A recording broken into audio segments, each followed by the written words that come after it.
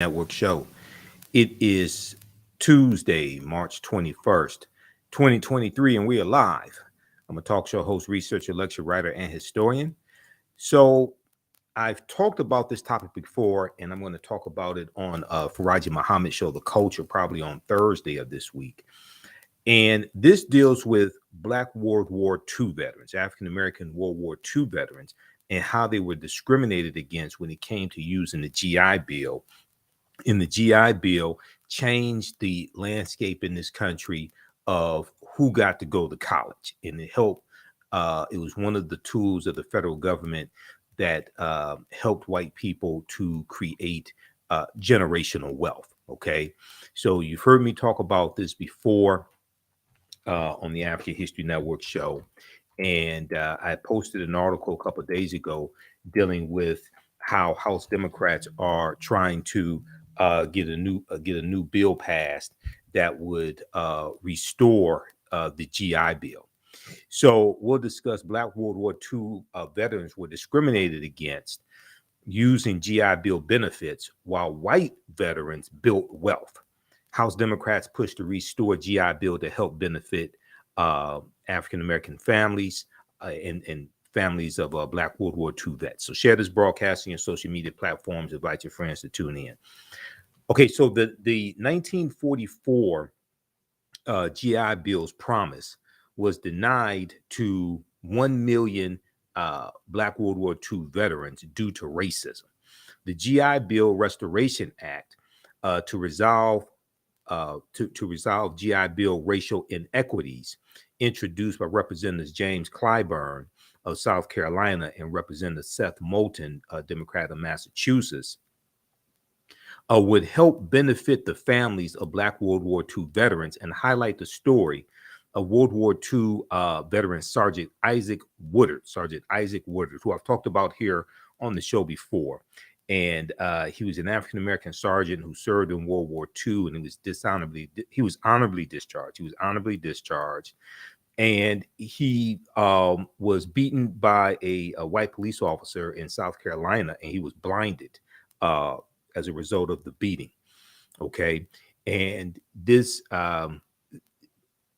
he was blinded in 1946, and the attack on Sergeant Isaac Woodard helped to fuel the modern day civil rights movement. All right. Now, this is one of the policies that would help repair the damage of 246 years of slavery, decades of Jim Crow segregation, redlining, housing discrimination, racism, segregation when it comes to home ownership, getting jobs, college tuition, bank loans, etc. Okay, so this is what we're going to discuss today. And also, we're celebrating the 13th year anniversary of the African History Network show. First broadcasted March 10th, 2010. This is the 13th year. This month is the 13th year anniversary of the African History Network show. So we're celebrating that as well. And you can help to support the African History Network, help us keep doing the research, stay on the air, keep broadcasting, pay some of the bills, etc. $ the AHN show through Cash App, $ the AHN show through Cash App. Also through PayPal, paypal.me/the AHN show.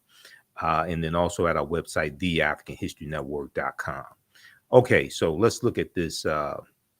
Let's look at this history lesson, and we'll talk about the current bill that is being reintroduced as well. So if we look at this article here from history.com, the official website of the History Channel, FDR signs GI Bill. FDR signs GI Bill. Okay, so this takes place towards the end of World War II, and it's right after D-Day in Normandy, June 6, 1944. If we look at this here,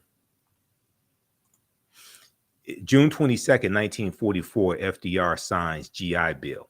On June 22nd, 1944, U.S. President Franklin Delano Roosevelt signs the GI Bill, which was an unprecedented act of legislation designed to compensate returning members of the armed forces, known as GIs. Okay, it stands for government issue, GIs, for their efforts in World War II. Now, As the last of the sweeping New Deal reforms, President Roosevelt's administration created the GI Bill, which was officially known as the Servicemen's Readjustment Act of 1944, the Servicemen's Readjustment Act of 1944. And his administration created this bill hoping to avoid a relapse into the Great Depression. And the Great Depression basically begins in 1929 when you had the stock market crash of October 1929, hoping to avoid a relapse into the Great Depression after World War II ends.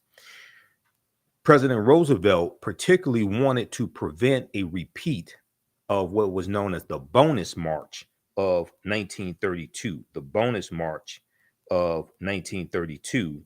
And this was a march when you had 20,000 unemployed veterans and their families who went to Washington, D.C. to protest. Okay, this was known as the Bonus March of 1932. So he wanted to avoid something like that happening again, and the embarrassment of something like that happening as well while World War II was taking place. So the American Legion, which was a veterans organization, successfully fought for many of the provisions included in the GI Bill, which gave returning servicemen access to unemployment compensation, low interest home and business loans, and most importantly, funding for education. Unemployment compensation, low interest loans to buy homes and to start businesses, and also money to go to school, okay, college or trade schools. Now, by giving veterans money for tuition, living expenses, books, supplies, and equipment, the GI Bill effectively transformed higher education in America. And this changes, the GI Bill changes largely who gets to go to college, all right? And it helps create a lot of wealth and generational wealth for a lot of white families. Now, before World War II, okay, and the U.S. gets involved in World War II in 1941, December 1941, because of the attack on Pearl Harbor. Now, World War II actually begins September 1939 when Adolf Hitler invades Poland. Incidentally, Ukraine is bordered by Poland and Russia. So Russia invading Ukraine is in the region where World War II started. So before the war, college had been an option for only 10 to 15% of young Americans. And university campuses had become known as a haven for the most privileged classes, Okay. Now, by 1947, vets made up half of the nation's college enrollment. Okay. So you're looking at basically like 2 years after World War II ends. Okay. Veterans make up half of the nation's college enrollment. Now, 3 years later, nearly 500,000 Americans graduated from college compared to 160,000 in 1939. So here we see government policy working to help people, working to help veterans, working to help their families, largely white people. Okay.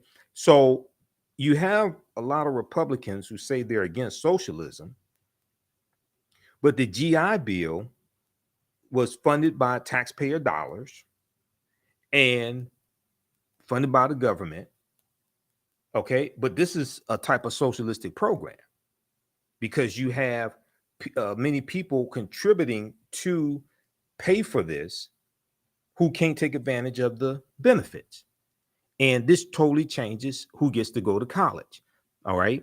So 1950, nearly 500,000 Americans graduate from college compared to only 160,000 graduating in 1939, basically before World War II starts. Now, as educational institutions opened their doors to this diverse new group of students, overcrowded classrooms and residences prompted widespread improvement and expansion of university facilities and teaching staffs. An array of new vocational courses were developed across the country, including advanced training in education, agriculture, commerce, mining, and fishing skills that had previously been taught only informally. Now, the GI Bill became one of the major forces that drove economic expansion in America that lasted 30 years after World War II. And when we saw the HR 40 hearing in August of 2019, that's around the 400th year anniversary of August 20th, 1619, when those 20 and odd Africans came into Virginia on the White Lion pirate ship.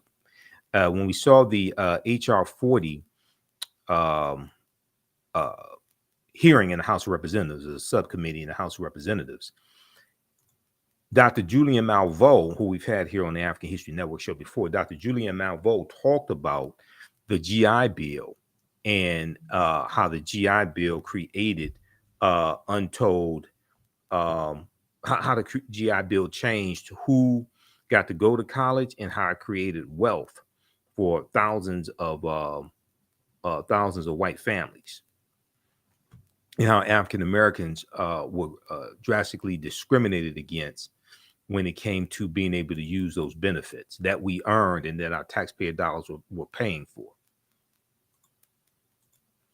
All right, let's continue here. Okay, so only 20% of the money set aside for unemployment compensation under the bill was given out.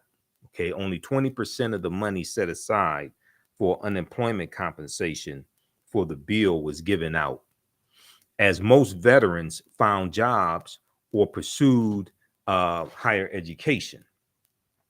Low interest home loans enabled millions of American families to move out of urban centers and buy or build homes outside the city, changing the face of the suburbs. So you have the baby boomer generation that basically, 1945, 1946, basically started in 1946. World War II ends, the GIs come back home. They're starting families. They need to buy houses, okay? And then you have the suburbs being formed. They're going to be allowed to put down 3% down on low interest loans to get to buy houses in the newly formed suburbs. And then you're also going to have the expressway system that's going to be built. And that comes from the U.S. Interstate Highway Acts in 1952 and 1956. And they're going to drive 41,000 miles of interstate highways all across the country. And that's going to run through about 1,600 African-American communities, okay, and wipe out a lot of our homes, wipe out a lot of our businesses. We see that in the Fillmore district in San Francisco, okay, 883 businesses wiped out, about 20,000 people displaced, and that they were largely African-American. So there was an article that from InTheseTimes.com. Let me see if I can pull this up. InTheseTimes.com that dealt with Detroit's downfall, and it talked about the myth of Black misleadership. Detroit's downfall, the myth of Black misleadership. That's what the article was originally called. They changed the title of it to half a century after Detroit uprising, city still stranded by capitalism and federal government. I think that, yeah, this is by Marilyn Katz for In These Times. .com.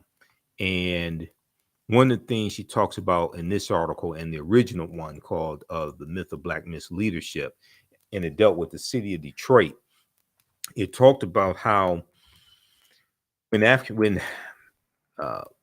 Coleman Alexander Young became mayor of Detroit in January 1974, and African-American mayors started taking over these other inner cities. The cities were on life support that were given to us and had a declining tax base. They were suffering from white flight, things of this nature. But they were the victim of federal government policies, So the name of this article, August 8th, 2013, a half century after Detroit uprising. They're talking about the Detroit Rebellion, 1967. Cities still stranded by capitalism and federal government. How federal policy and Big Otto drove black blight and white flight. How federal policy and Big Otto, the auto industry, General Motors, Ford, and Chrysler, drove black blight and white flight. This is from August 8th, 2013 by Marilyn Katz for InTheseTimes.com. And one of the things it talks about here is after World War II ends, okay? And they talk about the Great Migration, fueled by a population explosion during the late 1930s and 1940s, when tanks and airplanes for America's war effort rolled off the assembly lines. Detroit's population grew from 1.5 million people in 1930 to 1.8 million in 1950. And during the same period, thousands more came for the relatively low-skilled but high-paying union-protected jobs at places like Ford, Chrysler, Packard, and GM. However, by August 1967, Detroit had already lost more than 300,000 residents, equal to the population loss each decade since then. Okay, so they go through, talk about the auto industry and pushing for some of these policies. And then they talk about this here. White workers, okay, in 1950, Detroit was a white-dominated city. By 1970, more whites lived in the suburbs than in the city of Detroit. While ignited by the movement of auto jobs to the suburbs, this mass white exodus was fueled by the federal government and its policies. This mass white exodus was fueled by the federal government and its policies. In 1949, Congress passed the Federal Housing Act. 1949, Congress passed the Federal Housing Act. For the first time, home ownership required only 3% down for an attractive low interest rate mortgage. The Federal Housing Act guidelines favored mortgages in the new suburban developments that were popping up to meet post-war demand and actively discouraged their use in older inner city neighborhoods. Armed with the new Federal Housing Act product and Veteran Affairs loans, white workers moved with the companies to the suburbs, trading in their houses in what became a racially mixed city in the inner city for a suburban tract home in then virtually all white suburbs. Rather than congregate with others on the way to work in a streetcar, they drove past sprawling suburbs on the new highways, lobbied for by Big Otto and built at taxpayer expense. The expressways, the U.S. Interstate Highway Acts in 1952 and 1956 were lobbied for by the auto industry, General Motors, Ford, and Chrysler especially, and built with taxpayer dollars, and then demolished African-American homes and businesses. And then we're being discriminated against when it comes to buying these homes in the newly formed suburbs with with government programs like the Federal Housing Act of 1949, but then also the GI Bill. Okay, so we're being discriminated against from using government programs to buy homes in the suburbs, and then the expressways paid for by taxpayer dollars are demolishing our businesses and homes in the inner city. Okay, let's continue. So let's go back to this article here from history.com. FDR signs the GI Bill. And these are some of the things that we talk about in the 12-week online class that I teach on Sundays. Black resistance movements from the Haitian Revolution, U.S. Civil War, Civil Rights Movement, and Black Power Movement, 1800 to 1968. Okay, so our next class is Sunday, March 26, 2 p.m. Eastern Standard Time. Visit our website, TheAHNShow.com, TheAHNShow.com, and you can register for that. That's a 12-week online class that I teach, and I teach the classes on, we teach them on Saturdays and Sundays, okay? Saturday, it is 2 p.m. to 4 p.m. Saturday, it is Ancient Kemet, the Moors, and the Ma'afa. Understanding the transatlantic slave trade, what they didn't teach you in school. And we deal with thousands of years of history and what leads up to the transatlantic slave trade taking place. And I'll just show you this. We have it right here on the homepage of our website, TheAfricanHistoryNetwork.com. So when you go to the website, it shows you the information about our radio show, Sundays, 9 p.m. to 11 p.m. Eastern Standard Time, the African History Network show. We have a PayPal, Cash App information there so you can support us. And then Ancient Kemet, the Moors, and the Ma'afa, Understand the Transatlantic Slave Trade. Next class is Saturday, March 25th. Click right here to register. We do the sessions live. All the sessions are archived and recorded. You can go back and watch it anytime. And even after the course is over with, you have full access to the course. We have a bundle pack of classes, so you can register for both classes for only $120. It's a $300 value. And this is the class I teach on Sundays. Black resistance movements, Haitian Revolution, Civil War, Civil Rights Movement, Black Power Movement. Okay, so you can register for those. And we get deep into the history. These are 12-week online courses. I do a PowerPoint presentation. We have book references, articles, video clips. So most people have never seen history taught like this before. We have tons of documentation for it as well. And you can use this information with your children also. I would say the content is PG-13. So you can use the information with your children also. Okay.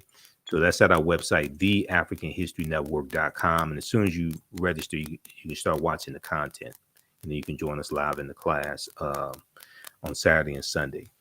Okay, let's continue here.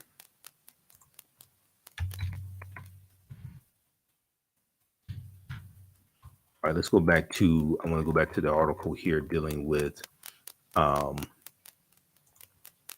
GI Bill.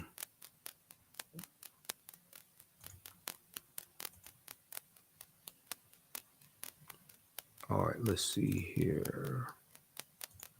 Okay, so low interest home loans enabled millions of American families to move out of urban centers and buy or build homes outside the city, changing the face of the suburbs. Now, over 50 years, the impact of the GI Bill was enormous, with 20 million veterans and dependents using the education benefits and 14 million homes guaranteed. Okay, 20 million veterans and their dependents, okay, their children, using the education benefits from the GI Bill, and 14 million home loans guaranteed because of the GI Bill, for a total federal investment of $67 billion. $67 billion.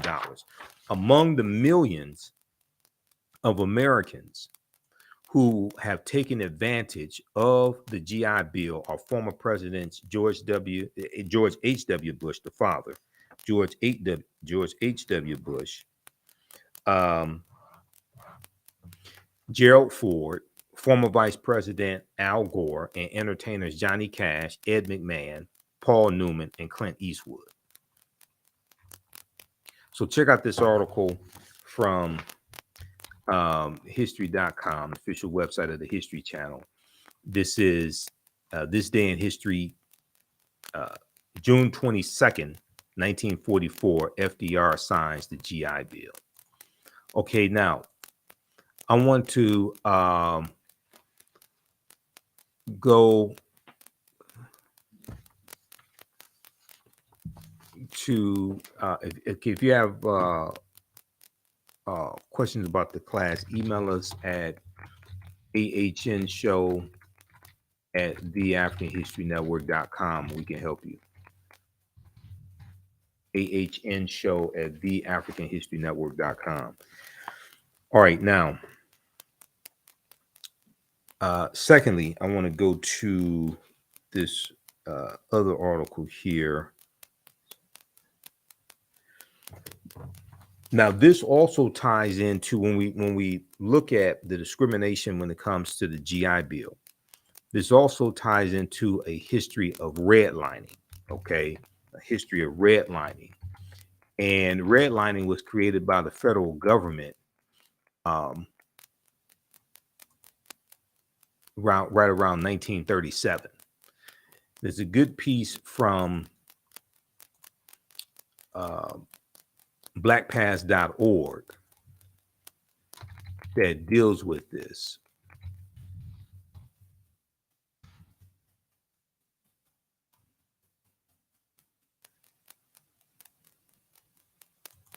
Let's see, let's pull up this piece from blackpast.org.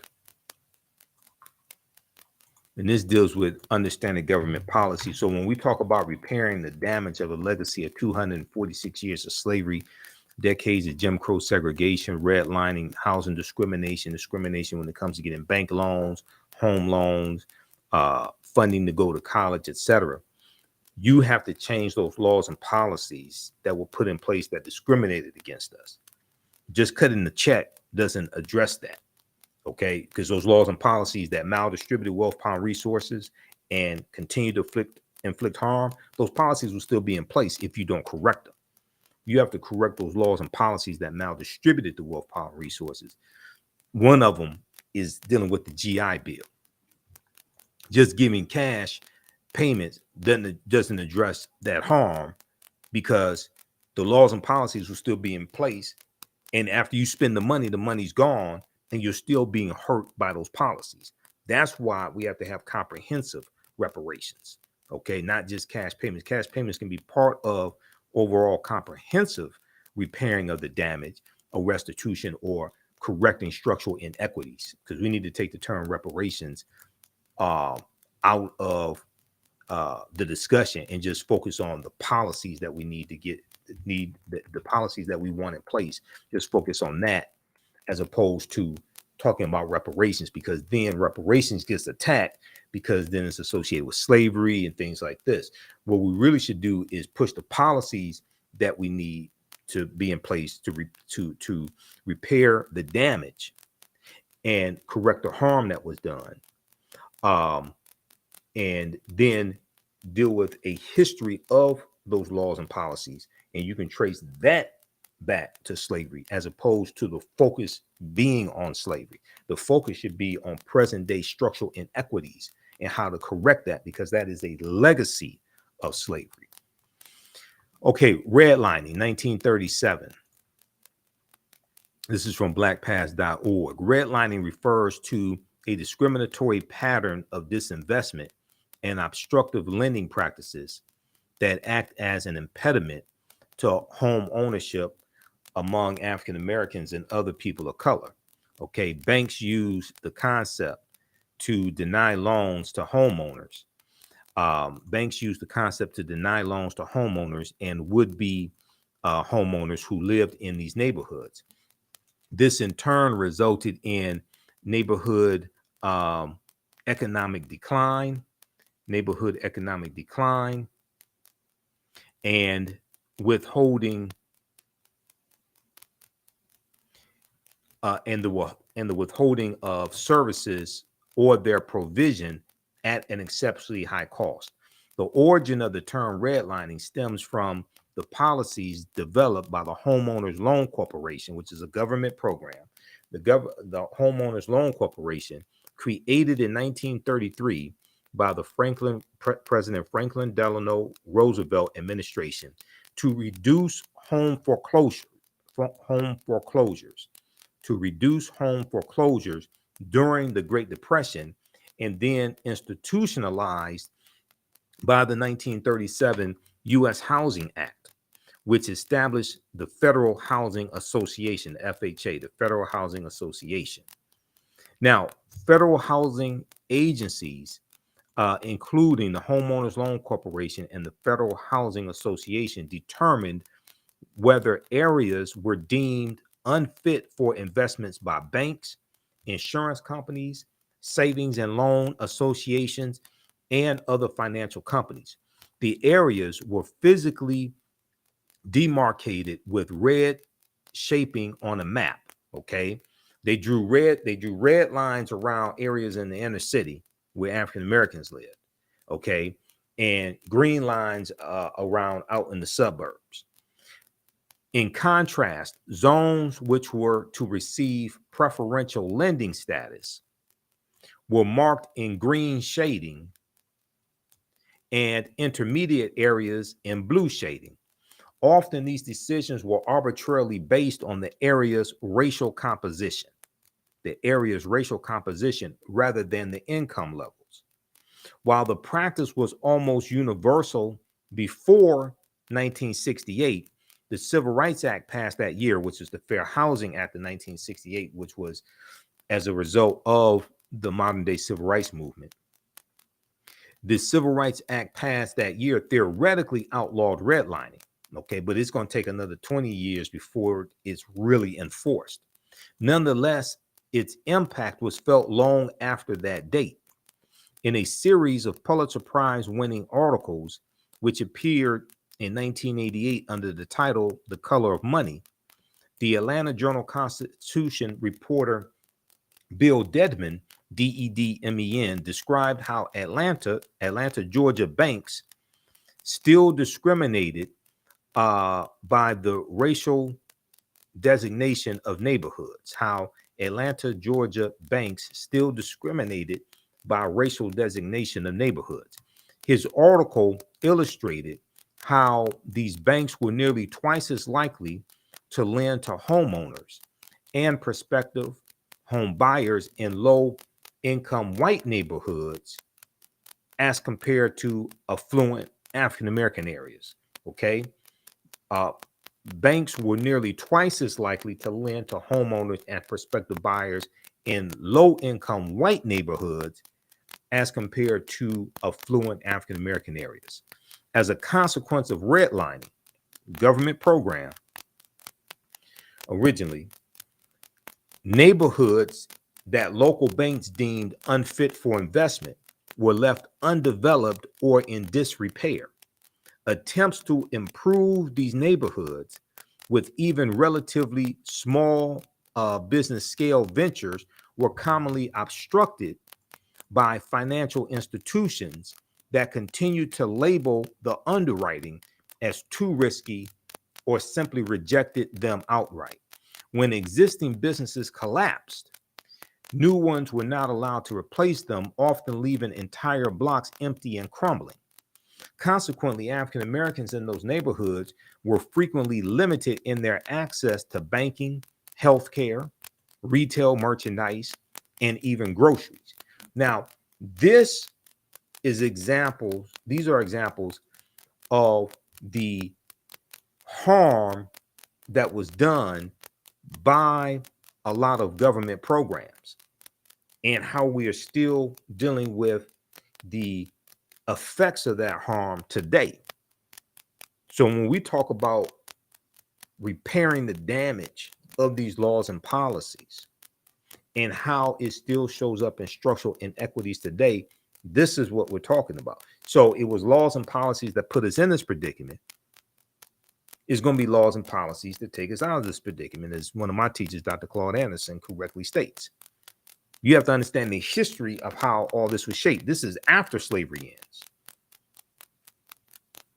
And the GI Bill is one of the most significant pieces of government legislation that helped create those structural inequities. Okay, one notable exception to this, and still is the proliferation of liquor stores and bars, which seemingly transcended the area's stigma of financial risk. Redlining also led to an appreciable dearth or lack of employment opportunities in these neighborhoods, as prospective small-scale employers were disinclined to locate there. Crime often followed in the wake of these declining neighborhoods, making further investment less likely. These developments created a cycle which seemingly justified the initial redlining practices. Okay, so check this piece out here from blackpast.org called Redlining, 1937. Give some background history on redlining. Okay, and this came from the U.S. federal government. All right, now, then also we can look at this piece, this other piece here. This is from National Public Radio, NPR.org, A Forgotten History of How the U.S. Government Segregated America. A Forgotten History, hold on, let me pull this up. A Forgotten History of How the U.S. Government Segregated America.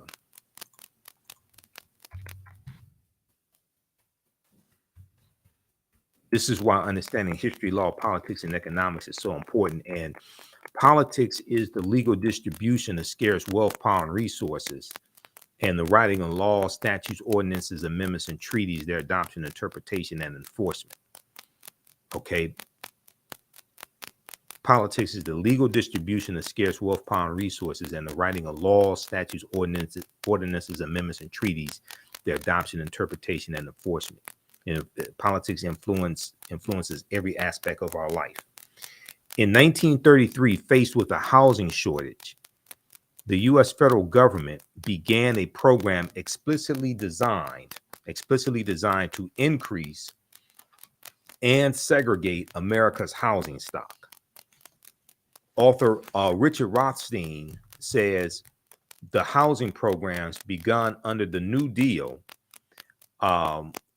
so the New Deal is roughly right around 33, 34 through 1944, 1945. The GI Bill was the last bill in the New Deal, okay? Author Richard Rothstein says the housing programs begun under the New Deal were tantamount to a, quote, state-sponsored system of segregation, end quote, a state-sponsored system of segregation. The government's efforts were primarily designed to provide housing to white middle class, lower middle class families, he says. African Americans and other people of color were left out of the new suburban communities and pushed instead into urban housing projects. Rothstein's new book, The Color of Law, examines the local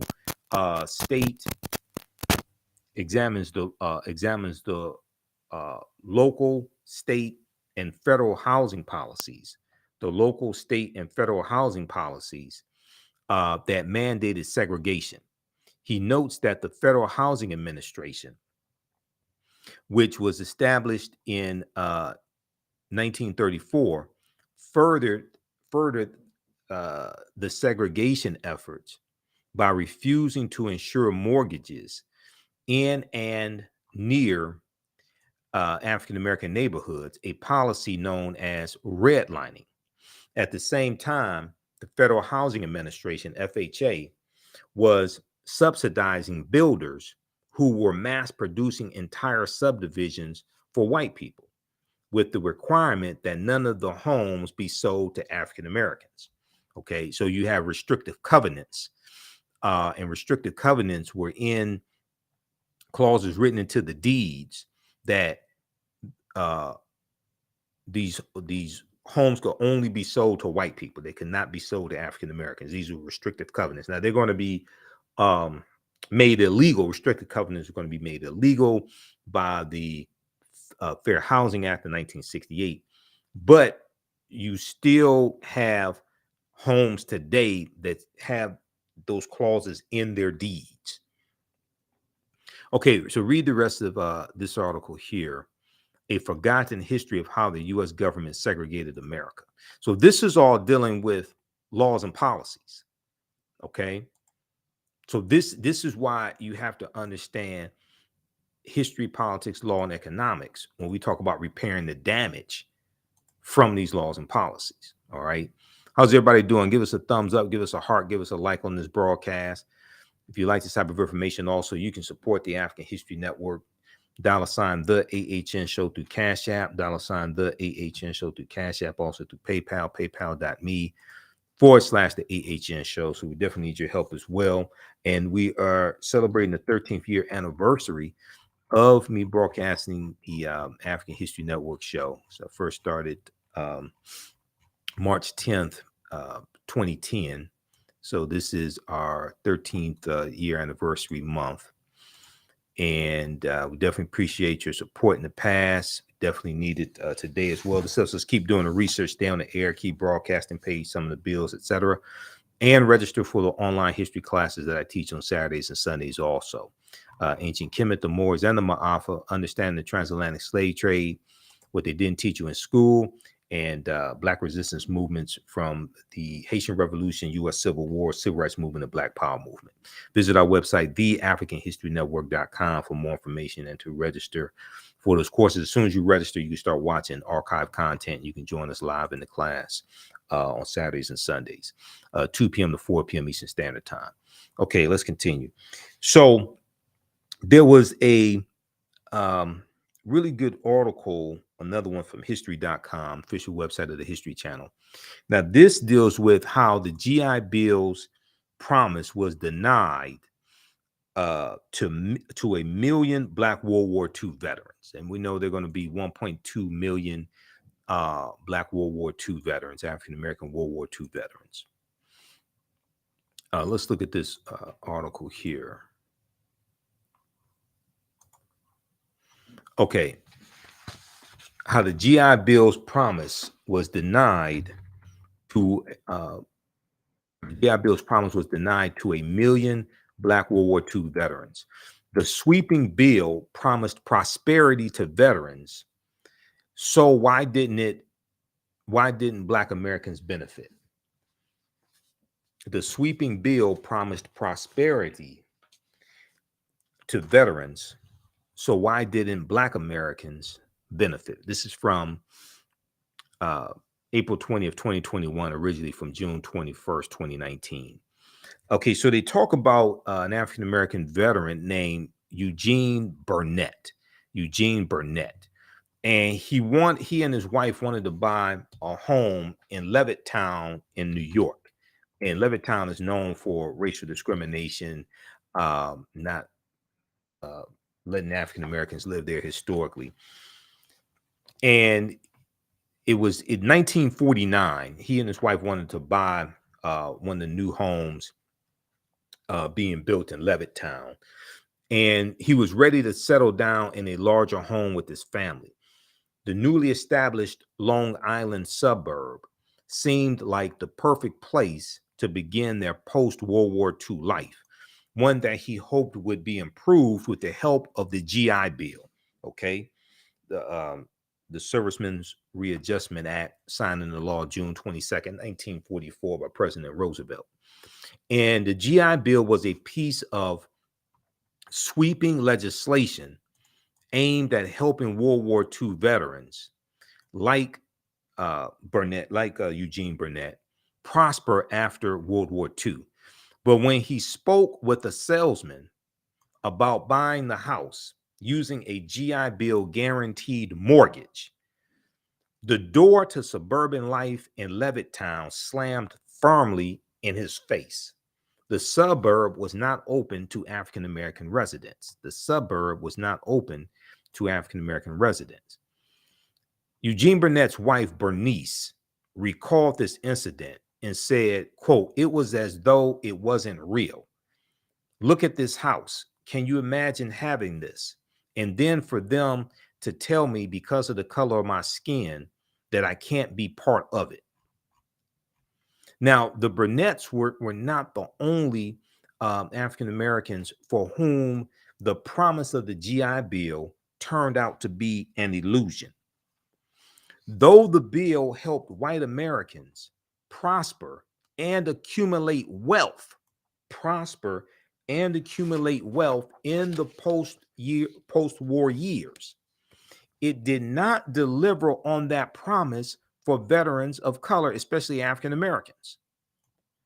In fact, the wide disparity in the GI Bill's implementation ended up helping drive growing gaps in wealth, education, and civil rights between white and African Americans. Now, while the GI Bill's language did not specifically exclude African American veterans from its benefits, it was structured in a way that ultimately shut doors for 1.2 million African American veterans who had bravely served their country during World War II in segregated ranks, bravely served their country during World War II in segregated ranks. So there was a fear of Black advancement from this government policy by some Southern segregationists, okay? And this changes how the benefits in the GI Bill are going to be distributed. Okay, let's look at this here. And give us a thumbs up, give us a heart, give us a like on this broadcast. How's everybody doing? Follow us here on our Facebook fan page, The African History Network, and our YouTube channel, Michael Imhotep, IMHOTEP. Turn on live notifications so you know when we go live. Subscribe to our channels, please, also. All right, let's continue. How you all like this type of information? Okay, now when lawmakers began drafting the GI Bill in 1944, some Southern Democrats feared that returning Black veterans would use public sympathy for veterans to advocate against Jim Crow laws, use public sympathy for veterans to advocate against Jim Crow laws, to make sure that the GI Bill largely benefited white people. The Southern segregationist Democrats drew on tactics they had previously used to ensure that the New Deal helped as few African Americans as possible. Now, also, this is before the party realignment completes in about 1968 as well. After 64, when Barry Goldwater, senator from Arizona, runs against Lyndon Johnson for president, and Barry Goldwater loses. Then in 1968, when Richard Nixon, who ran for president in 1960 against John F. Kennedy, when Richard Nixon runs for president in 68, and he runs on the platform of law and order, and this is a backlash to the civil rights movement, the Black Power movement, the rebellions that are taking place across this country. He runs on that platform. There's a backlash to advancement of African Americans. By 1960, 2/3 of African Americans had switched from the Democratic Party to the Republican Party. And this goes back to 1928 and what's known as the Lily White Movement of 1928, which was an effort by Republicans to push African Americans out of the Republican Party and appeal to Southern segregationist Democrats in 5 former Confederate states to get them to vote for Herbert Hoover in the 1928 presidential election against Al Smith, who was a moderate Democrat from New York. This was known as a Southern strategy, okay? This was known as a Southern strategy.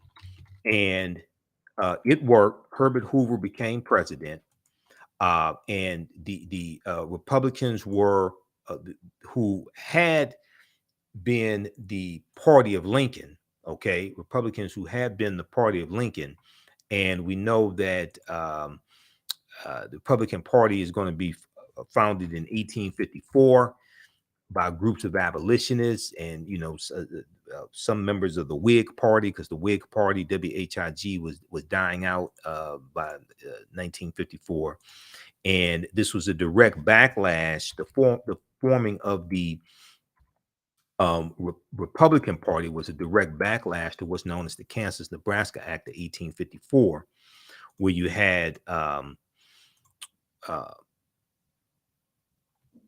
the Kansas-Nebraska Act left up to those people living in Kansas and Nebraska, the new states of Kansas and Nebraska, left up to them to determine whether or not they had slavery, as opposed to it being dictated to them by the federal government.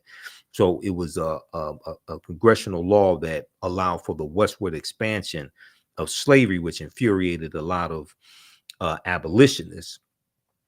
And this caused a backlash, and the Republican Party is going to be formed formed by groups of abolitionists to push for the abolition of slavery and be a counter to the Democratic Party at the time, which was heavy in the South. This piece here from house.gov, history.house.gov, and house.gov is the official website of the U.S. House of Representatives. This piece right here on party realignment, this deals with the realignment of the political parties, not just the Democratic Party, but also the Republican Party. And that goes back to the Lily White movement in 1928. And it deals with the rise of the Ku Klux Klan in the 1920s and how Republicans were increasingly ignoring the concerns of African Americans and trying to push us out of the Republican Party. And then over time, we started going over to the Democratic Party because we saw them as being more receptive to our needs. And generally speaking, they were more receptive to our needs, even though we were leery of them. And over time, more of us started going over to the Democratic Party.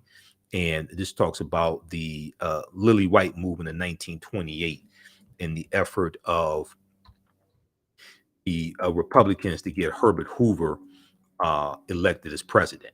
Okay, so that's what that's where that goes to. It wasn't because of the Civil Rights Act of 1964 and the Voting Rights Act of 1968 or the Voting Rights Act of 1965. That's not why African Americans switched from the Republican Party to the Democratic Party.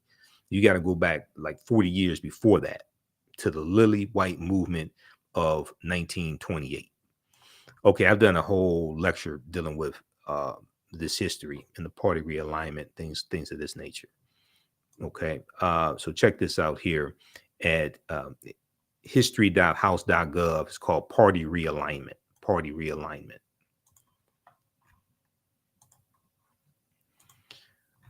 All right, let's continue.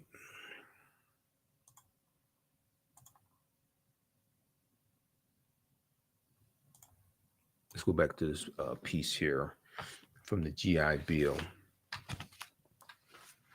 Okay, so to make sure that the GI Bill largely benefited white people, the Southern segregationist Democrats drew on tactics they had previously used to ensure that the New Deal helped as few black people as possible, During the drafting of the law,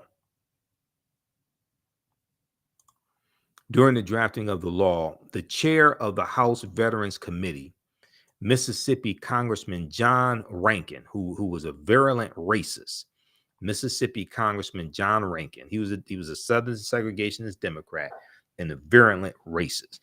Okay, and you had the Northern Democrats who were, generally speaking, more moderate. Then you had the Southern segregationist Democrats, also known as Dixiecrats. Okay, many of them. And then 1947. So, for instance, 1947, 48 presidential election, the Democratic Party, generally speaking, they ran on a more pro-civil rights agenda. You had Strom Thurmond, who was a Southern segregationist Democrat, who ran as a Dixiecrat for president also.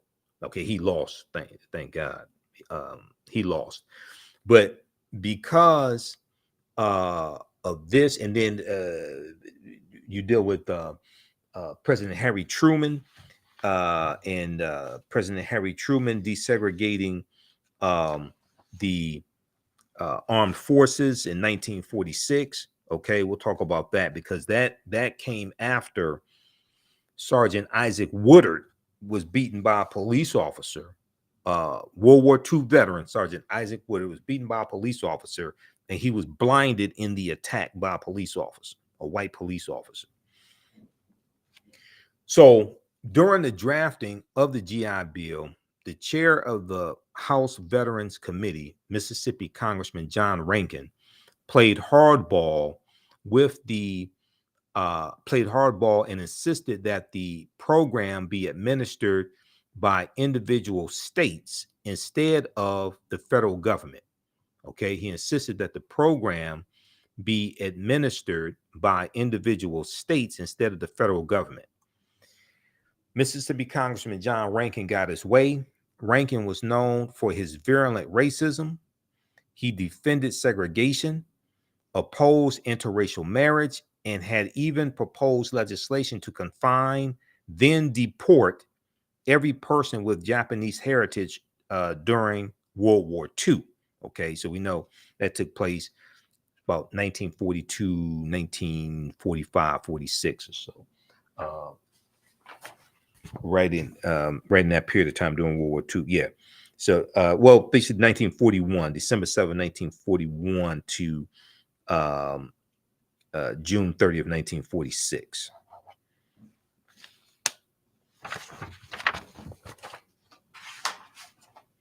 All right. Now, when the bill came to a committee veto, John Rankin stonewalled the bill in an attempt to gut another provision that entitled all veterans to $20 a week on unemployment compensation for a year.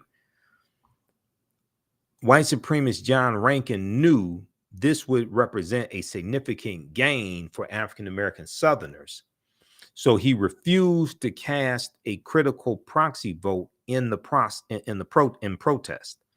The American Legion ended up tracking down the congressman who had left his proxy vote with John Rankin and flying him to Washington to break the deadlock. President Roosevelt signed the Servicemen's Readjustment Act into law on June 22nd, 1944, only weeks after the D-Day offensive began. It ushered into law sweeping benefits for veterans, including college tuition, low-cost home loans, and unemployment insurance. Now, when we look at the GI Bill's effect on African-American veterans,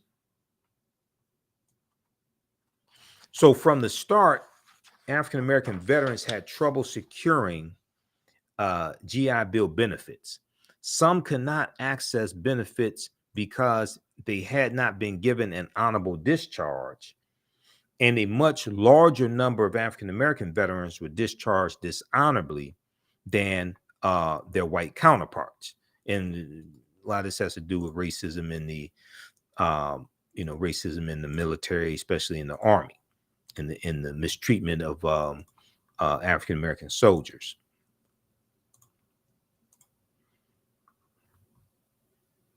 All right, let's continue. And a much larger number of Black veterans were discharged dishonorably than white counterparts. Now, veterans who would qualify could not find facilities that delivered on the bill's promise. Like for education facilities.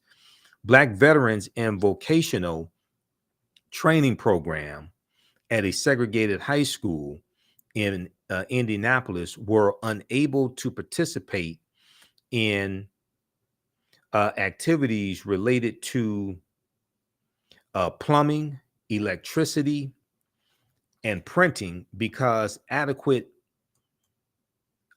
equipment was only available to white students. Okay, Black veterans in a vocational training program at a segregated high school in Indianapolis were unable to participate in activities related to plumbing, electricity, and printing because adequate equipment was only available to white students. So this gets into getting beyond just the bill, but the capacity of institutions to be able to fulfill what the bill offers, to have the equipment, to have the capacity, to have the number of classrooms, to have the number of professors or teachers to be able to handle the influx of students coming in. It's one thing to have a bill that says we're going to allow this amount of funding to go to school, things like that. That's good. But the institutions also have to have the capacity to be able to handle the influx of students that are coming because of the bill. That requires more funding.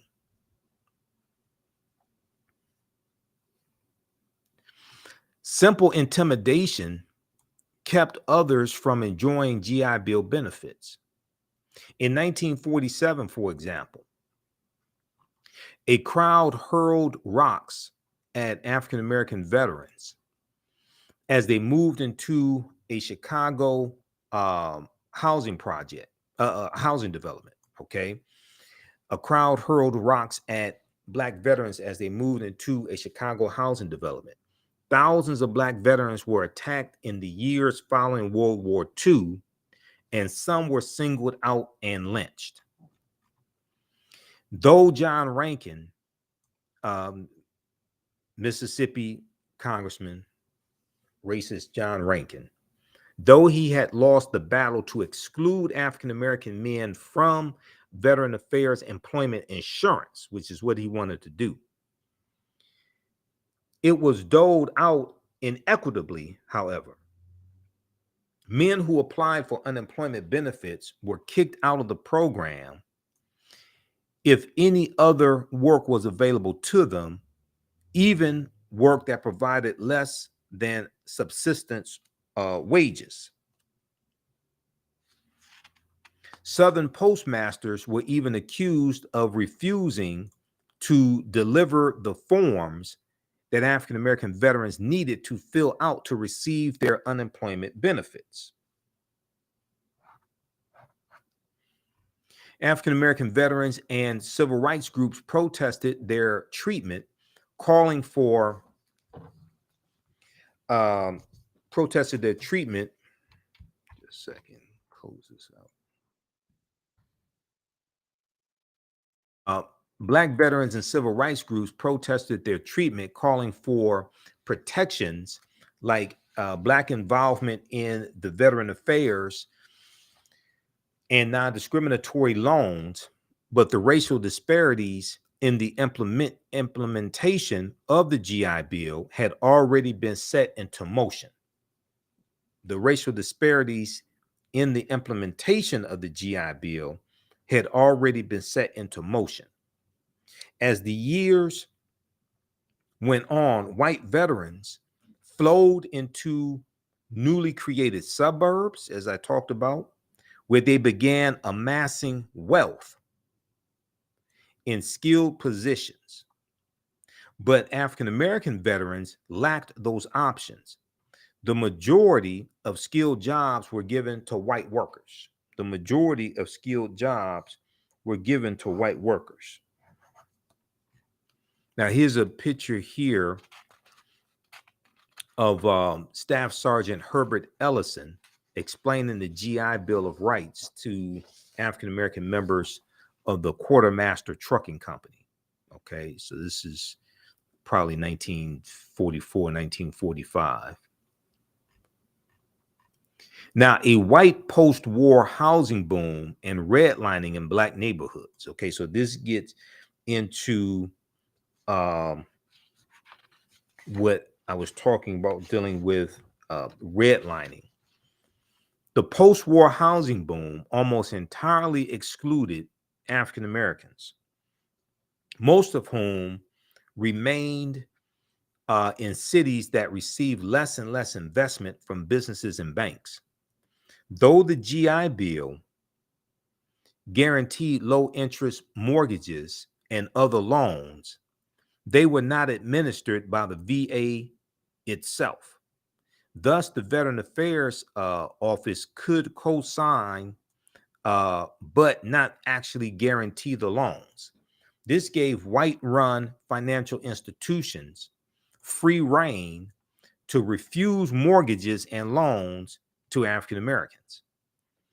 So when we look at redlining, once again,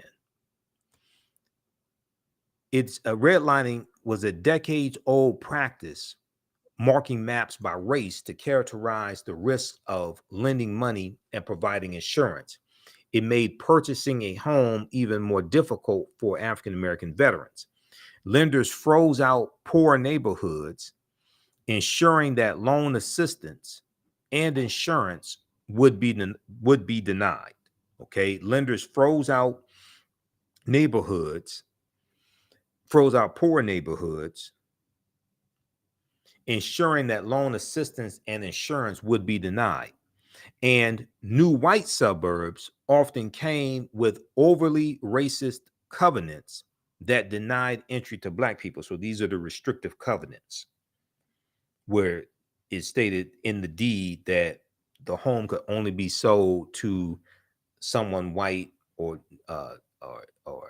it could not be sold to African Americans, cannot be sold to Negroes or non-white people, etc. So to give you an example, in 1947, only 2 of the more than 3,200 Veteran Affairs guaranteed home loans in 13 Mississippi cities went to black borrowers. Not 2%, but 2. Okay, in 1947. Now, see, this is a legacy of slavery. This is why it's important to focus on present day structural inequities, the laws and policies that brought about these structural inequities that brought us to today. And then you can trace that history back to slavery, but focus on correcting present day structural inequities, especially in this climate where you're dealing with anti-critical race theory laws being passed, you're dealing with the attack on the teaching of African American history, and the fact that the majority of the people that have to vote on these bills, especially at the federal level, are white. And in the Senate, you need 60 votes in the Senate. So even with 51 Democrats, you still need 9 Republicans to vote for any of these bills, unless they qualify for the budget reconciliation process, which requires then a simple majority, which is just 51. But most of these bills, you need 60 votes for, including the George Floyd Justice and Policing Act. You need 60 votes for that. And then you're dealing with the coup plotter Republicans controlling the House of Representatives. Okay, and you only have 212 Democrats in the House, basically 212. So you need 6 Republicans to vote for any bill to get it passed in the House. If all the Democrats vote for a bill, you're going to need 6 Republicans to vote for it, and you're going to need Speaker of the House of Representatives, punk ass Kevin McCarthy, to bring it to the House floor for a debate and a vote, because he's a Speaker of the House, so he controls which bills come to the floor for a debate and a vote, and the bill would have to be voted out of committee in the first place, and Republicans control all the committees in the House of Representatives. Okay, because they have more seats in the House because of the 2022 midterm elections. All right, now In 1947, okay, so basically 2 years after World War II ends, only two of the more than 3,200 Veteran Affairs guaranteed home loans in 13 Mississippi cities went to African American borrowers. Only two out of 3,200. Quote, these impediments were not confined to the South, end quote, notes historian Ira Katznelson. He said, quote, in New York and the northern New Jersey suburbs, fewer than 100 of the 67,000 mortgages insured by the GI Bill supported home purchases by non-white people. Fewer than 100 out of 67,000.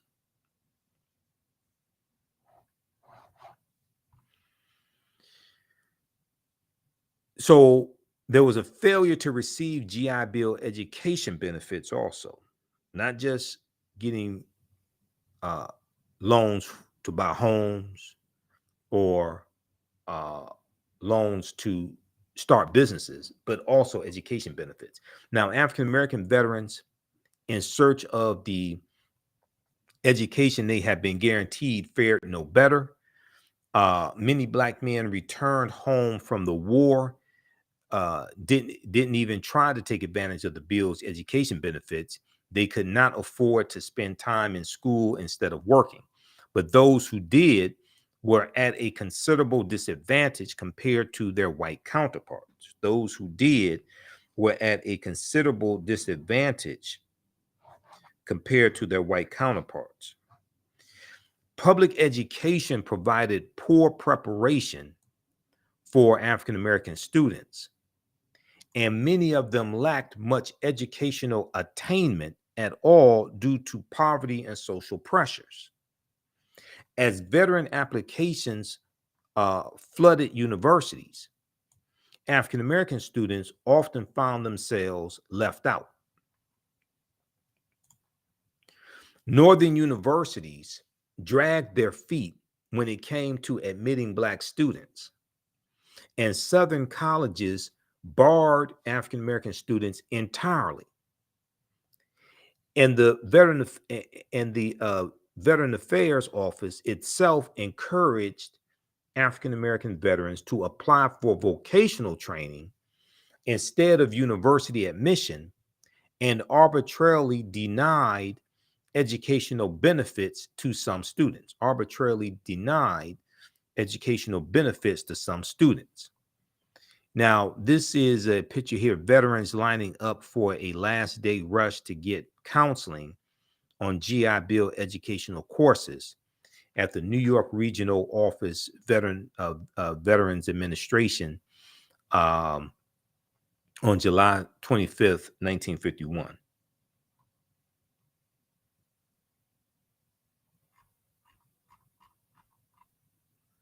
Now, those students who did try to attend college found doors closed at every turn. A full 95% of Black veterans were shunted off to Black colleges,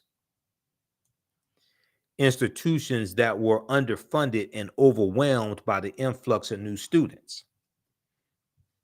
Most were unaccredited, and with a mass influx in applicants, they had to turn away tens of thousands of veterans because they didn't have the capacity. This goes to capacity building. A lot of the HBCUs back at this time did not have the capacity to handle the huge influx of the increase of African American students coming in and who were being discriminated against because they couldn't go to a lot of white institutions in the South. Okay, the ones who were fortunate enough to be able to get some type of funding to go to school, the HBCUs didn't have the capacity to handle those numbers. Quote, though Congress granted all soldiers the same benefits theoretically, writes historian Hillary Herbold, Herbold, quote, the segregationist principles of almost every institution of higher learning effectively disbarred a huge proportion of Black veterans from earning a college degree.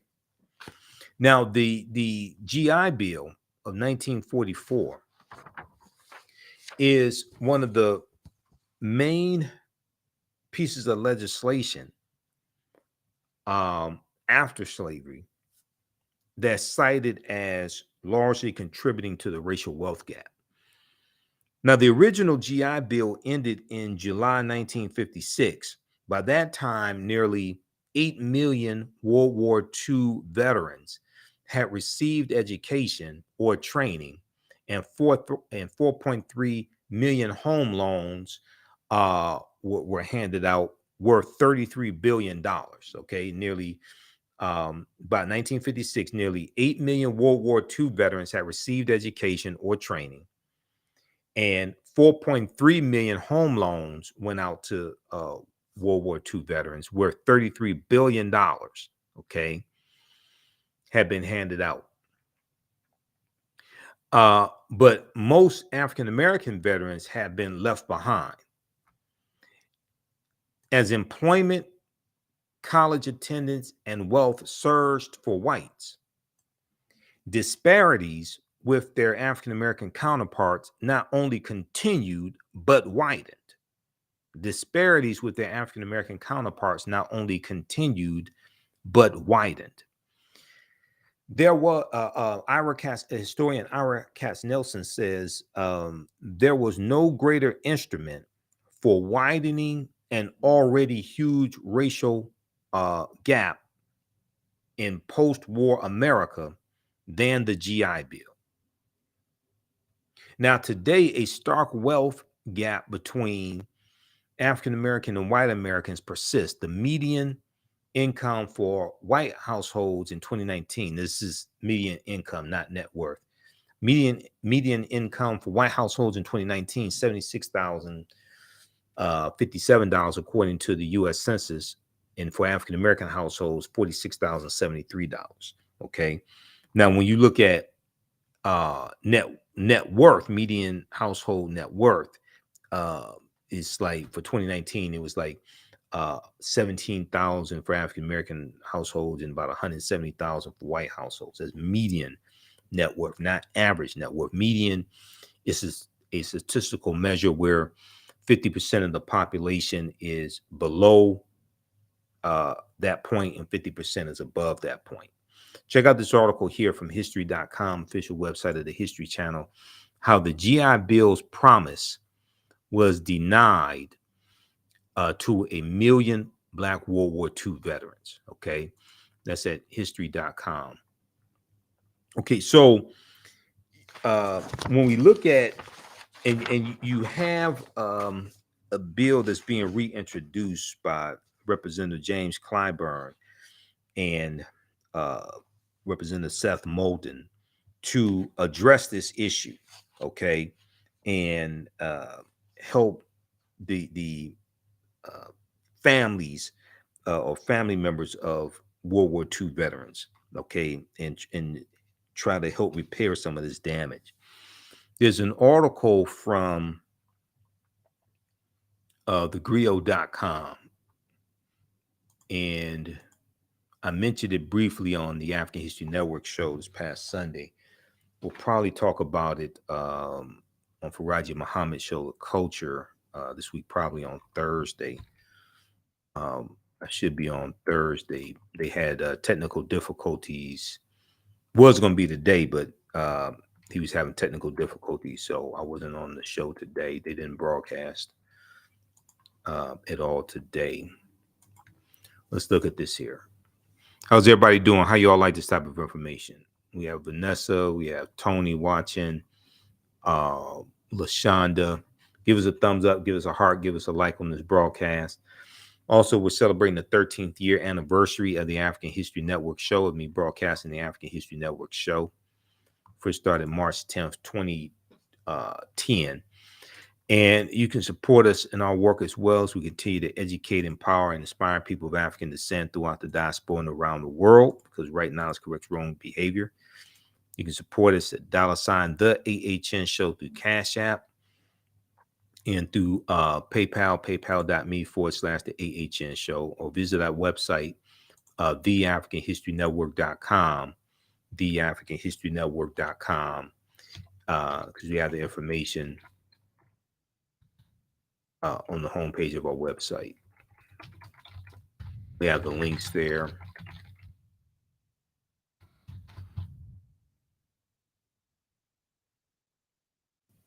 All right, yes, because we have the information around the homepage of our website. Okay, let's continue here.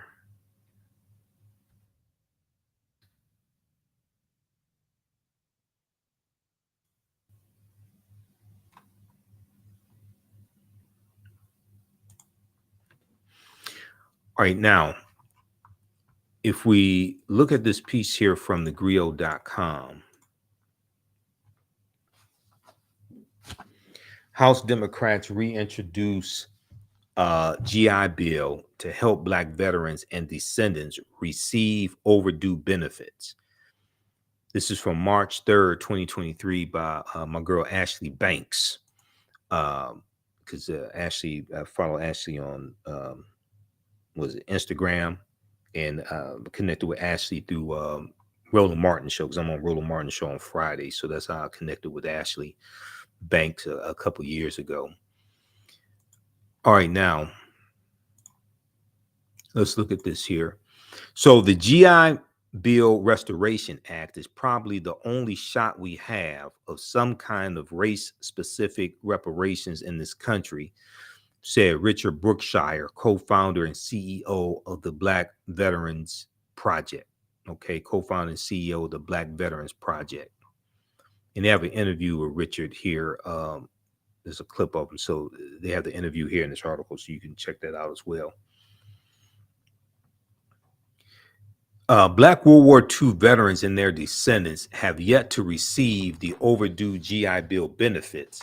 However, some House Democrats hope to change that. On February 28th, House Representative members James Clyburn, Democrat of South Carolina, and Seth Moulton, Democrat of Massachusetts, reintroduced the Sergeant Isaac Woodard Jr. and Sergeant Joseph H. Maddox GI Bill Restoration Act in an effort to seek justice for veterans and their descendants who are owed numerous benefits. Veterans and their descendants who are owed numerous benefits. Okay, now here's a picture of the Harlem Hellfighters during World War I. The 369th Infantry Regiment, also known as the Harlem Hellfighters. Now, Richard Brookshire, co-founder and CEO of the Black Veterans Project, told thegrio.com that the GI Bill might have to overcome some challenges before being signed into law. He said, I honestly feel like the GI Bill Restoration Act is fantastic, but I also know the political feasibility of that is very slim. I also know the political feasibility of that is very slim. In most respects, because of the cost, and then because there seems to be some level of disagreement about whether or not passing a piece of targeted racial policy like that would withstand judicial review. End quote. Yeah, because race-based policies at the federal level are illegal based upon Title VI of the 1964 Civil Rights Act, Section 601, which is non-discrimination of federally assisted programs. Okay, so this is why they would they have to be careful. This is why they made a change in this reiteration of the GI Restoration Act. I'll come to that in just a minute. You can read the Civil Rights Act of 1964 at archives.gov.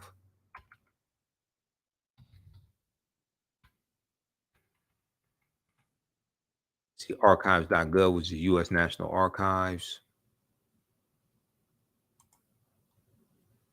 as well as loc.gov.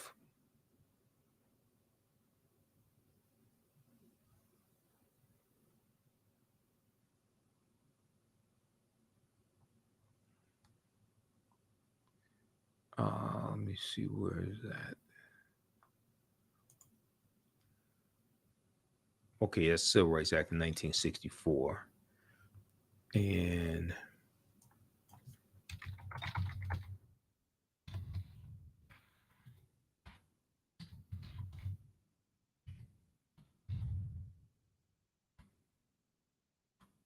okay, well,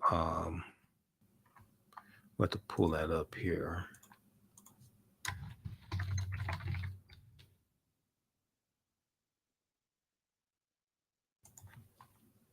The second word, U.S. Department of Labor. Yeah, U.S. National Archives. This should be it right here.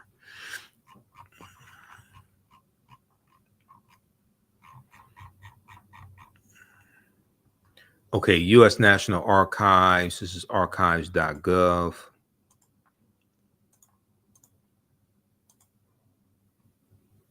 Civil Rights Act 1964. Okay, it's U.S. National Archives, and we want to go to Title VI.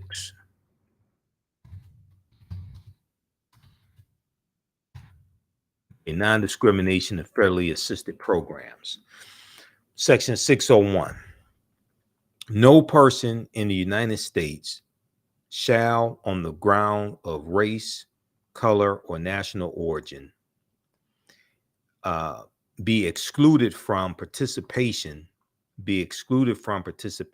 in, be denied the benefits of, or be subjected to discrimination under any program or activity receiving federal financial assistance. Okay, so this is why race-based policies at the federal level are illegal, and that was put into the 1964 Civil Rights Act because we were being discriminated against when it came to, a lot of federal policies.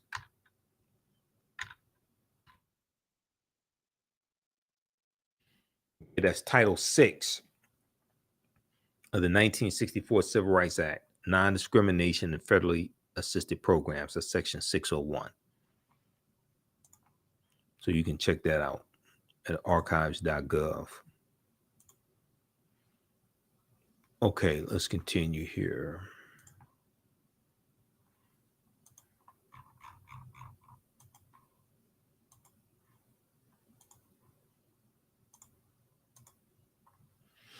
All right, so they talk about President Roosevelt signing the GI Bill in 1944, and the GI Bill was signed into law to assist veterans and their family members, qualifying veterans and their family members with paying for higher education, training programs, and other benefits, according to the U.S. Department of Veteran Affairs website.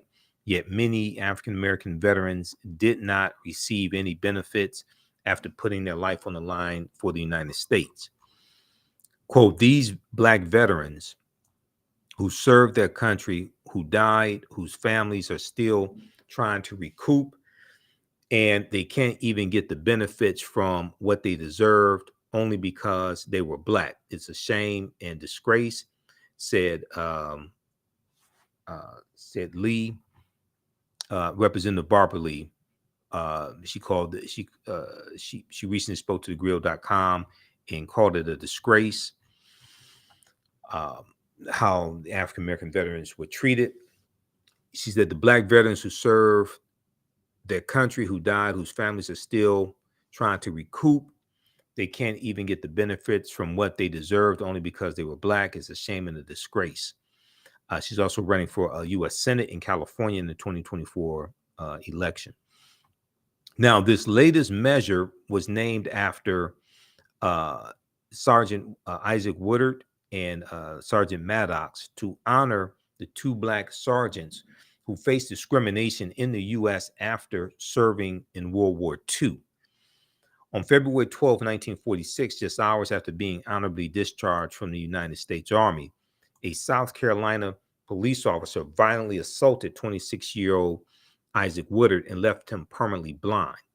President Harry Truman was so horrified by the ordeal that on June 26, 1948, he issued an executive order to desegregate the armed forces, Time magazine reported. Okay, so this deals with, I want to go to this other article here from the Washington Post. And this deals with the beating of Sergeant Isaac Woodard in 1946. February 12, 1946, this right here. A black World War II veteran was beaten and blinded, fueling the civil rights movement. A new documentary explores how Isaac Woodard changed America. Now, this is from March 31st, 2021, okay, by Deneen L. Brown for the Washington Post. She writes some really good articles for the Washington Post. Okay, now here's Sergeant Isaac Woodard after he was beaten. Okay, World War II veteran Isaac Woodard after he was blinded in an assault by police. This picture's from the Library of Congress. In February of 1946, Sergeant Isaac Woodard, a decorated black soldier just returning from World War II, rode a Greyhound bus heading home to South Carolina. Sergeant Isaac Woodard had just been honorably discharged from the Army and was still wearing his uniform. And he asked the bus driver to stop so that he could use the restroom. The driver reluctantly pulled over, calling Sergeant Isaac Woodard boy. Woodard, who had just returned from more than 3 years of military service in the Pacific, stood up for himself and other African-American veterans, telling the driver not to talk to him like that. He said, "I'm a man just like you." At the next town, which was Batesburg, South Carolina, the white driver of the Greyhound bus called the police. The Batesburg police chief pulled Sergeant Isaac Woodard off the bus and immediately began beating him, plunging a blackjack into each of Sergeant Isaac Woodard's eye sockets and blinding him. This is the white police chief there in Batesburg, South Carolina. Okay, now Sergeant Isaac Woodard was taken to jail, where he would later explain that someone poured whiskey on him to say that he had been drunk. He spent the night in excruciating pain. The next morning, he was taken to court and ordered to sign papers that he could not see or read. A new documentary, which came out in 2021, right around March, April 2021, a new documentary called The Blinding of Isaac Woodard, directed by Jamila Ephron, Ephron, and narrated by Andre Holland, premiered Tuesday on American Experience on PBS. The documentary explores the story of Isaac Woodard's life and how the beating fueled the civil rights movement and changed the trajectory of U.S. history. Okay, now let's see. If we continue here, I'm going to skip over some of this. The documentary uncovers how a single individual can be the spark that ignites a movement and creates a seismic shift in public opinion, said Camille George, the film's executive producer. Although his name is little known today, Sergeant Isaac Woodard's story changed hearts and minds and the law of the land, because this is going to lead to the desegregation of armed forces. Okay, now 2 months after Sergeant Isaac Woodard was blinded, he traveled to New York City where he met with Walter White, executive secretary of the NAACP. The NAACP's legal team, led by Thurgood Marshall, had been looking for civil rights cases that could dramatize the impact of Jim Crow laws, lynchings, white supremacy, police brutality, and racial violence committed against people, against African Americans, racial violence committed against Black people. And here's a picture of Thurgood Marshall. This is from 1958 outside the U.S. Supreme Court. Now, hundreds of African American veterans have been attacked and an unknown number were lynched. The NAACP offices were filled with harrowing reports of African American veterans lynched. One Black veteran had been murdered for casting a vote in a primary. In July of 1946, 4 Black people, including George W. Dorsey, a distinguished veteran who had served in World War II in the Pacific and North Africa, were beaten, tortured, fatally shot, and hanged from Moore's Ford Bridge in Walton County, Georgia, in what is called the last mass lynching in America. What is called the last lynching in America. This is July 1946, okay, in Walton County, Georgia. They were hung from the Moore's Ford Bridge. Jamila Efron, the film's director, okay, of the blinding of Isaac Woodard, she says so many people did not survive their encounters with police officers. Here, someone had survived. Isaac Woodard's face bore the evidence of the crime committed against him, end quote, she said. Now, unlike so many other African-American veterans who had been lynched, Isaac Woodard lived to tell his story. The NAACP was able to use Isaac Woodard to galvanize people, Jamila Efron said.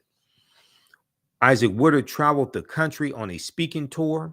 A benefit concert headlined by Billie Holiday, Woody Guthrie, and Duke Ellington was organized to raise money for Isaac Woodard. Heavyweight champion Joe Louis co-chaired the concert. Now, Sergeant Isaac Woodard took the stage speaking in a low voice. The audience of more than 20,000 people fell silent. He said, I spent 3.5 years in service. I spent 3.5 years in service of my country and thought I would be treated as a man when I returned to my country. But that was a mistake, he said. Now, Sergeant Isaac Woodard's story resonated. More than 900,000 African-American men fought in World War II. It's about 1.2 million fought in World War II. Most of them returned home to the South carrying themselves with dignity of having fought for their country, hoping they would be treated with respect. Instead, many were attacked simply for wearing their uniforms.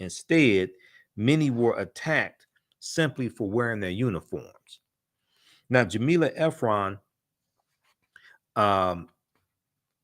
said, quote, it coalesced with a moment when yet again Black men had gone off to fight for human rights to come home and have those rights denied to them. It reached a tipping point amongst Black veterans and Black communities that enough was enough. Now, the NAACP asked actor Orson Welles to use his weekly radio show to highlight the brutal attack on Isaac Woodard.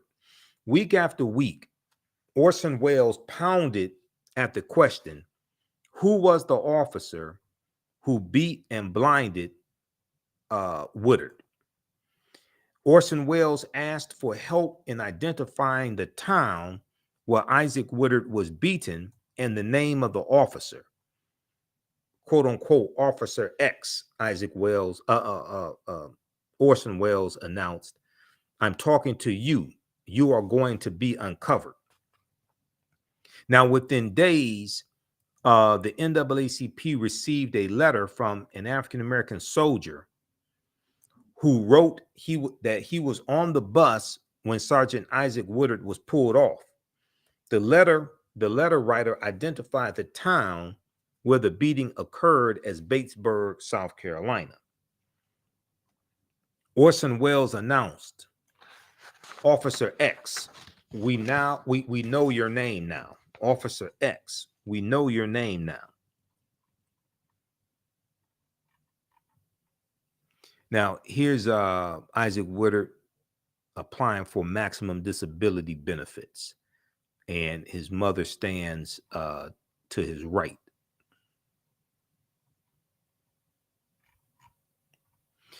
So on September 19th, 1946, Walter White of the NAACP led a delegation of civil rights leaders to meet with President Harry Truman to urge him to work to pass anti-lynching legislation. Okay, we know federal anti-lynching legislation did not pass until 2022, and it was signed into law by President Joe Biden. That was the Emmett Till anti-lynching bill. When Walter White realizes Harry Truman isn't going to move forward, according to the PBS documentary, he tells the president, also a veteran, who he tells the president, and Truman was also a veteran, the story of Isaac Woodard, and Harry Truman was enraged. Quote, "He had taken this meeting with civil rights leaders reluctantly and was prepared to brush them off," Jamila Efron said. When Harry Truman heard about the police attack on Woodard, President Harry Truman said, quote, "My God, I didn't know it was this bad. We've got to do something," Jamila Efron said. Now, the next day, President Harry Truman ordered his attorney general to bring federal charges against Batesburg police officer Chief Linwood L. Shull, Shull. Okay, Linwood L. Shull, who was charged with violating the civil rights of Sergeant Isaac Woodard by blinding both of his eyes.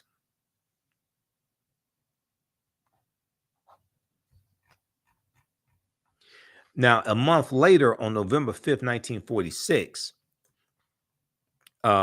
Police Chief Linwood L. Shull, his trial began in Columbia, South Carolina.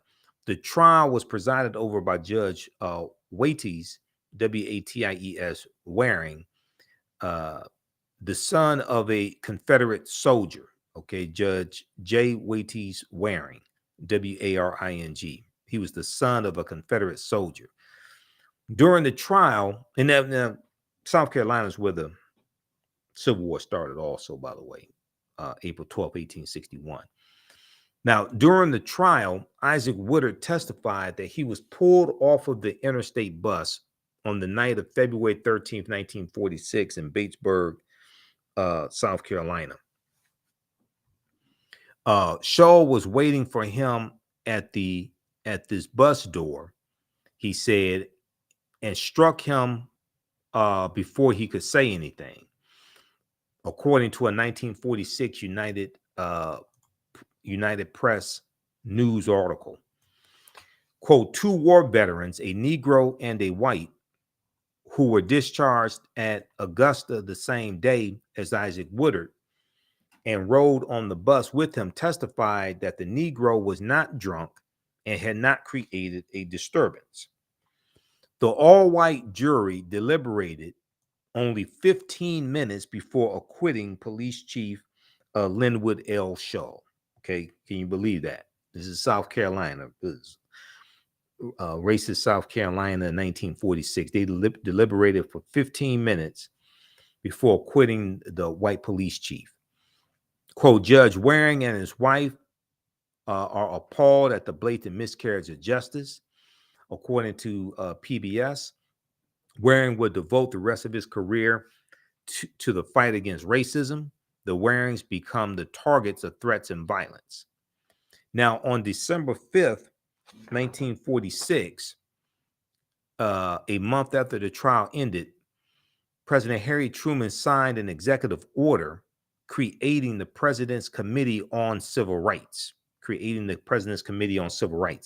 On June 28, 1947, President Harry Truman accepted the invitation from the NAACP's Walter White to speak at the organization's annual convention. Okay. He said there's no justifiable reason for discrimination because of ancestry or religion or race or color. He said we cannot any longer await the growth of a will to action in the slowest state of the most backward community. Our national government must show the way, end quote. Now, a month later, on July 26, 1946, President Harry Truman signed executive orders 9980 and 9981, racially integrating the U.S. military and the federal government workforce. Racially integrating the U.S. military and the federal government workforce. And this is going to, especially the federal government workforce, this is going to allow more African Americans to get employed in the federal government and create more upward mobility, especially in subsequent years, like after going to the 50s and then the 60s and the modern day civil rights movement, etc. So that was as a result of Sergeant Isaac Woodard's beating and blinding. And it was President Harry S. Truman who signed those executive orders. Okay, now, if we look here if we go back to the article here from thegrio.com, I want to give you some background history on Sergeant Isaac Woodard, because this bill that's being proposed is partly named after him. Now, according to a press release from Representative James Clyburn's office, Sergeant Maddox was medically discharged from the Army after sustaining an injury. Upon his return to the U.S., he was accepted into Harvard University.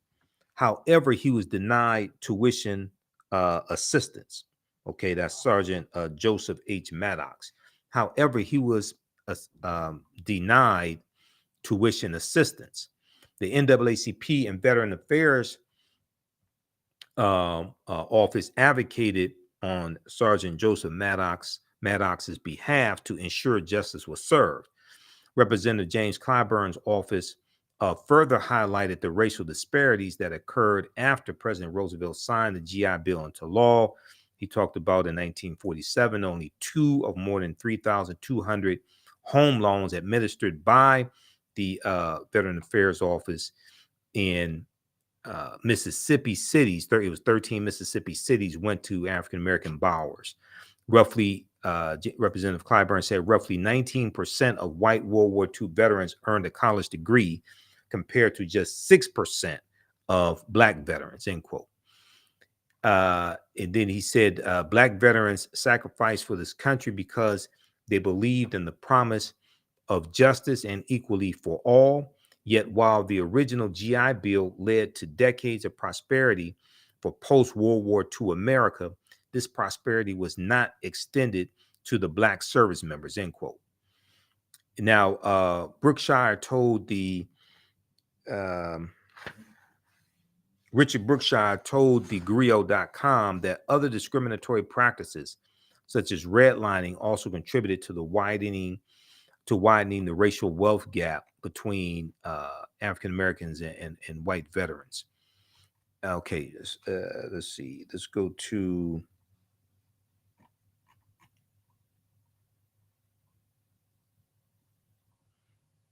And now for the GI Bill Restoration Act to move forward, it must be passed in the House of Representatives, and then it has to be passed in the Senate before it can be signed into law. Brookshire told Degrio.com, the GI Bill is probably the only way, the only shot, the GI Bill Restoration Act is probably the only shot we have of some kind of race-specific reparations in this country, and I think it should pass in full. All right, now, February 28th, I think it was February 28th, February 28th, 2023, Representative James Clyburn and Seth Moulton were on Morning Joe on MSNBC. Okay. And I want to go to that clip here. How's everybody doing? We'll go to that clip here in just a minute. All right. How's everybody doing? Ali Garrett said, he said, every time the Democrats propose a bill to help Black Americans or other minorities, women and the poor, the Republicans just block it.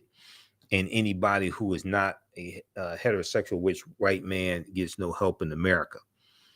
That's why Republicans have to be taken out of power, and you got to get to so Democrats have to take back control of the House of Representatives. And I'm neither Democrat nor Republican, but I sure as hell ain't stupid.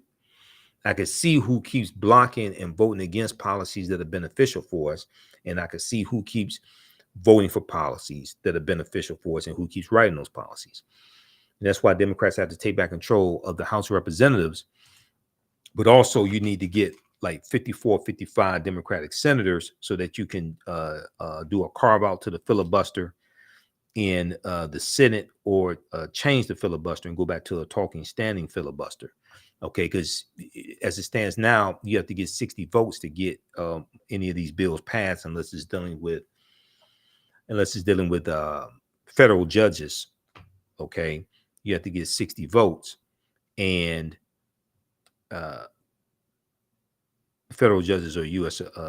Supreme Court judges, unless it's dealing with judges. And trying to get 60 votes is a tall order in the Senate. All right, now I want to go to this clip here. This is from Morning Joe, and Representative James Clyburn and Seth Moulton are talking about the bill that they are reintroducing. Also, if you like this type of information, you can support the African History Network. $ the AHN Show through Cash App. $ the AHN Show through Cash App. Also through PayPal, paypal.me/the AHN Show. And we also have the information on the homepage of our website. And this is our official Cash App account, $ the AHN Show. There's some fake African History Network Cash App accounts out there that I'm still trying to get shut down. This is ours. Our tag is $ the AHN Show, SHOW. When you go to it, it'll say Michael. Make sure my picture there also. These other ones are fake African History Network Cash App accounts. I've identified 5 of them, and they're using versions of our Cash App tag, and they've been stealing money from us. Okay, so it's creating a huge problem. So we have the information right here on the homepage of our website also, and you can just click on our link, and it has our QR code as well for Cash App here, and we have the link for PayPal also. All right, I want to go to this clip here from Morning Joe, where they explain this bill and why it's so important.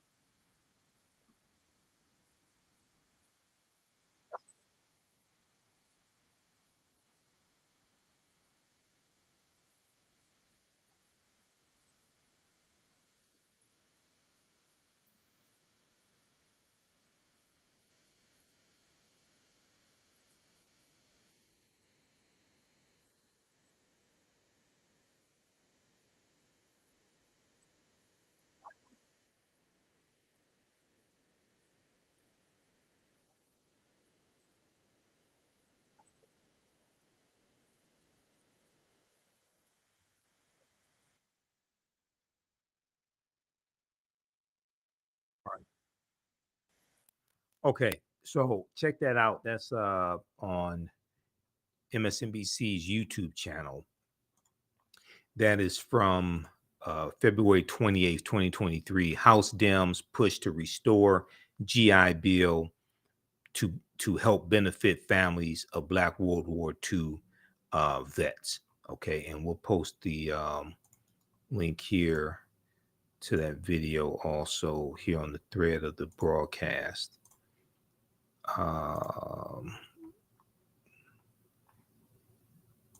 Okay, we'll post the link here, but that's at MSNBC's YouTube channel. That's from February 28th, 2023. Okay, lastly, there was a good article from this is NBCWashington.com, NBC News in Washington, Washington, D.C., NBC News, Channel 4, Washington. Benefits denied. Older Black veterans battled for GI education and housing compensation, disability payments. Benefits denied. Older Black veterans battle for GI education and housing compensation, disability payments.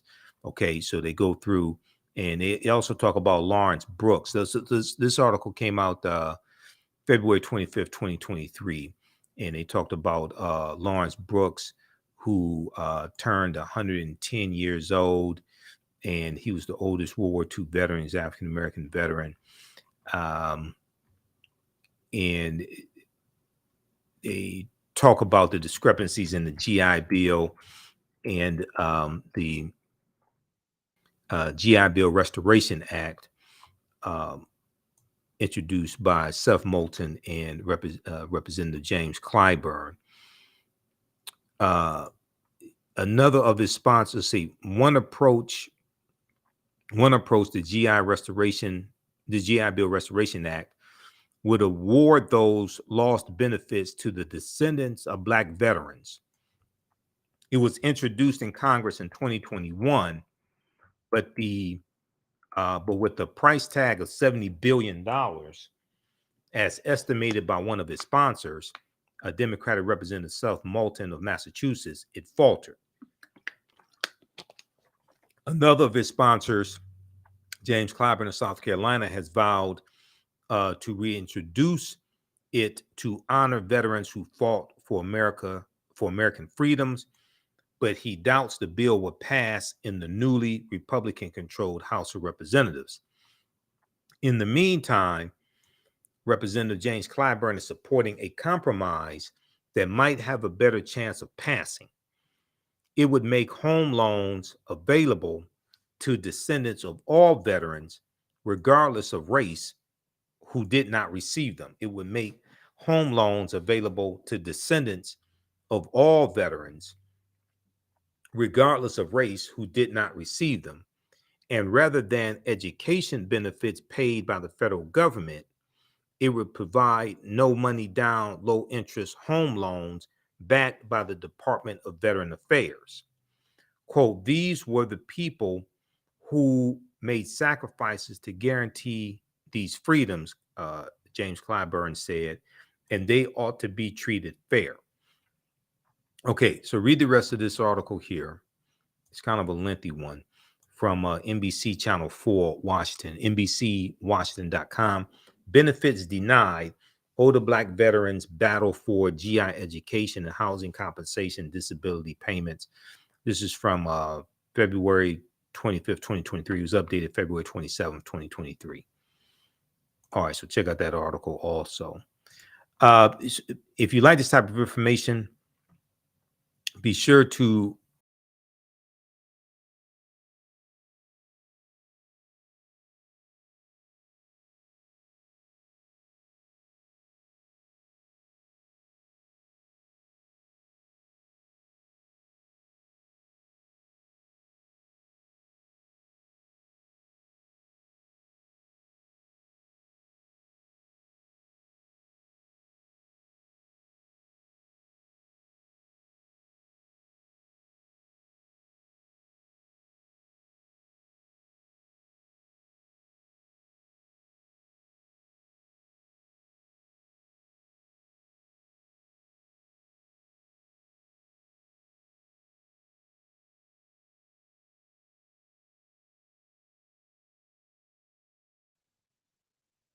All right, we're back. Somehow I hit the wrong, but I guess I hit the wrong button or something, and it closed out the broadcast in the browser here. All right, so check out that article from NBC Washington. Also, it's a rather lengthy article. If you like this type of information, if you like this type of history, be sure to register for the online history classes that I teach on Saturdays and Sundays. Okay. So, Saturday, 2 p.m. to 4 p.m. Eastern Standard Time is Ancient Kemet, the Moors, and the Ma'afa. Understanding the transatlantic slave trade, what they didn't teach you in school. We deal with thousands of years of history and what leads up to the transatlantic slave trade taking place. I do a PowerPoint presentation. We have book references, articles, video clips. I'll share some excerpts of interviews I've done with various African-centered scholars like Professor Kabahaya Watakamane and Renoko Rashidi, because I've interviewed a lot of these scholars over the years. 13 years I've been doing the African History Network show, so I have a huge archive of interviews that I've done. And then even after the course is over with, you still have access to the full class, and you can watch on demand as much as you want to. The class is on sale $80, regularly $130. So we definitely need your support. This helps to finance the African History Network. This helps us keep doing the research, stay on the air, pay some of the bills, etc. Because we're dealing with some financial challenges this week that I'm trying to actually in the next couple of days that I'm trying to get taken care of. So we definitely need your support. I posted the link here. Is at our website, TheAHNShow.com, but this is also the direct link on our Learn World platform where we house the classes. So it's on sale $80, regularly $130. There'll be 5 bonus lectures that you get from me also that will be in the video library, 5 of my lectures. And then on Sundays, 2 p.m. to 4 p.m. Eastern Standard Time, I teach Black resistance movements from the Haitian Revolution, Civil War, Civil Rights Movement, Black Power Movement. Okay, that's 2 p.m. to 4 p.m. Eastern Standard Time also. And we deal with history from 1800 to 1968. We start out with the Haitian Revolution and the Louisiana Purchase of 1803, because those two events are related, and they're going to lead to those are going to be some things that lead to the Civil War taking place also. So same price structure for that, same format in the class. Now we have a bundle pack where you can register for both classes for only $120. That's a $300 value. Okay. If you've taken any of my classes in the past, any of my online classes in the past, email me at TheAHNShow@TheAfricanHistoryNetwork.com. Email us at TheAHNShow@TheAfricanHistoryNetwork.com, and you'll get a 50% discount on the bundle pack of courses. Okay, you get a 50% discount on the bundle pack of courses. Email us at AHNShow@TheAfricanHistoryNetwork.com. Now, also on Saturday, I'm doing a free lecture, a free online lecture at our online school dealing with great African women in history, the mothers of civilization. We know March is Women's History Month and Black Women's History Month. So 12 noon to 1:30 p.m. we'll do Great African Women in History, the Mothers of Civilization. This is part 2. I did part 1 this past Saturday. That's a free online lecture that you can register for also. We have the information around the homepage of our website, TheAfricanHistoryNetwork.com.